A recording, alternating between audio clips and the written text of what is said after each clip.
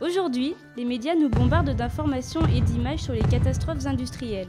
Mais, contrairement aux idées reçues, ce ne sont pas les catastrophes les plus graves. En effet, les pollutions sont multiples, et les plus polluantes ne sont pas toujours celles que l'on nous montre. Ainsi, nous nous rappelons tous des dégâts causés par l'Erika, le Prestige, l'Exxon Valdez ou encore la Mococatis. Pourtant, ce ne sont pas les plus graves, loin de là.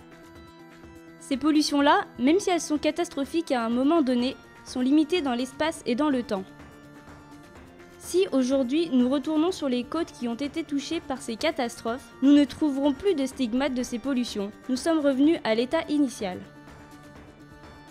Cependant, il existe des pollutions bien plus graves et insidieuses. En effet, tous les jours, nous rejetons en mer des milliers de molécules différentes. Elles sont invisibles, mais ont un réel impact sur les populations et le milieu marin touché, ainsi de manière presque irréversible.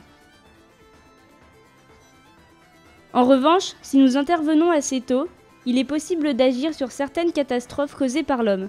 Cependant, certaines d'entre elles ne le sont pas, comme par exemple la pêche au large de l'île de Terre-Neuve. La morue ayant été surpêchée pendant des années, les stocks se sont effondrés et cet impact est irréversible. Il est donc urgent d'agir, car plus on intervient tôt, plus il est possible d'y remédier. Et à l'inverse, plus on tarde à agir, plus les conséquences risquent d'être définitives. Afin d'arrêter la surpêche, la solution évidente semblerait être l'aquaculture. Mais beaucoup l'assimilent à une pollution supplémentaire. Pourtant, le poisson ne peut pas être retiré de nos assiettes, et nous ne pouvons plus continuer à pêcher autant. L'homme a toujours évolué. Il a arrêté d'être un chasseur exclusif pour devenir un éleveur. De la même manière, il a arrêté d'être un cueilleur exclusif pour devenir agriculteur. En résumé, nous avons arrêté d'être des prédateurs exclusifs pour devenir des gestionnaires. Mais, en ce qui concerne la pêche, nous ne sommes pas devenus des aquaculteurs. Et c'est là que se trouve la solution. Nous approchons de ce stade d'évolution. Mais en devenant aquaculteur, il ne faut pas oublier de rester responsable. L'aquaculture doit être faite de manière acceptable par le milieu et l'environnement.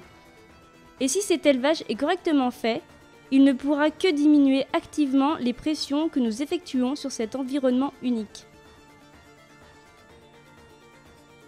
En résumé, il est important de savoir que ce ne sont pas les choses les plus visibles qui sont les plus dangereuses, et qu'il est encore temps d'agir pour préserver nos ressources, notre nourriture, et par conséquent notre santé.